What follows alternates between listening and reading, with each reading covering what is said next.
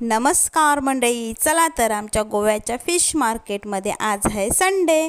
तो संडे तो स्पेशल बनत आहे. चला म्हणून आम्ही गेलो आहे फिश आणायला. फिश बघायला गेली तर सगळेच फिश एकदम फ्रेश वाटत होते. हा घेऊ की तो घेऊ, तो तर माझा डेलीचाच आहे कन्फ्युजन. पण माझ्या मुलांना काय आवडतं म्हणून मी तेच घ्यायला गेलेले ॲक्च्युली. म्हणून सगळे फिश बघितले तर खूप वेगवेगळ्या प्रकारचे होते. बांगडे होते, तिसऱ्या होत्या, कोळंबी होती, इथं सुंगटं म्हणतात त्याला, खेकडे होते, बांगडे, लेपे, तिसऱ्या, खुबे, नंतर छोटे ते तारले, पेडवे, खूप वेगवेगळ्या प्रकारची मच्छी होती. पण मला त्या अर्ध्या फिशचं नावच येत नाही. त्यामुळे मला पाहिजे ते मी फिश घेतले आणि आले घरी आली आणि मी घेतली होती, माझ्या मुलांना आवडते म्हणून, सुरमई. ही बघा मस्त अशी फ्रेश दिसते बघा, किती शाईन आहे त्या सुरमईला. मस्त अशी फिश घेतली, मस्त स्वच्छ धुतली आणि मीठ घातलं मस्तपैकी वरून एकदम. आणि त्यात जाताना मी मस्तपैकी कोकम भिजवून गेली होती, त्याचा मी तो रस होता. हा बघा तो रस होते मस्तपैकी आंबट तिखट व्यवस्थित व्हायला पाहिजे फिश म्हणजे. आमच्या कोकणी ह्याच्यात तर त्याला आंबट तिखट लागल्याशिवाय त्या फिशला काही चवच नाही असं म्हणतात. सो त्याच्यामुळे मस्तपैकी मी कोकमचं पाणी ओतलं आणि जाताना मी आलं लसूणची पेस्ट करून गेली होती. ती थोडीशी पेस्ट ह्याच्यात घालणार आहे. ही बघा, आणि त्याच्यात जराशी पेस्टमध्ये मी हिरवी मिरची घातली होती म्हणून माझ्या पेस्टचा रंग हिरवा थोडासा आलेला आहे.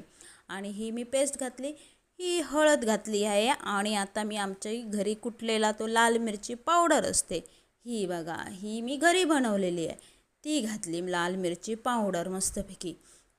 आता हा एक एक करून प्रत्येक पीसला मीठ, मसाला, आंबट तिखट सगळं लागायला पाहिजे, तरच त्या फिशला चव येते.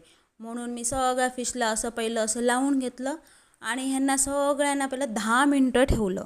10 मिनटं ठेवल्यानंतर काय होतं माहिती आहे, ते जे आंबट, तिखट, मीठ, मसाला, पेस्ट सगळं आहे ते लागतं. नाही तर ते कुठंतरी एकाच ठिकाणी असं चिकटून बसतं. हे जे आता बघता ना, ते लगेच केलं तर तुम्हाला असं फ्राय करून भेटणार. पण तेच जर तुम्ही 10 मिनटं हे असं लावून जर ठेवलात तर त्याच्यानंतर ते काय होतं, सगळीकडे पसरतं. हे बघा असं पसरतं, आला मीठ मग सगळीकडे ते मस्तपैकी दिसते बघा. आणि स्प्रेड करते मी सगळीकडे परत एकदा हाताने. हे बघा 10 मिनटं लावून ठेवला, हा फरक होतो. जेव्हा तुम्ही लगेच भाजता त्यामुळे ते फिशला चवही लागत नाही आणि तो फिशचा तुकडा असतो तो अळणी लागतो. पण आमच्या घरात सुटलेला आहे मस्तपैकी. वास बघून आला आहे स्पंदनला, किचनमध्ये एंट्री केली आहे, मम्मी मला फिश दे, मला वास आला.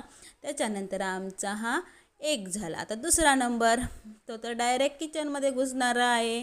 बघणार वाट, आता मला जेवणच वाट. त्यामुळे मला आता काय हे डिशचा फोटो काय काढायला देणार नाही आहे.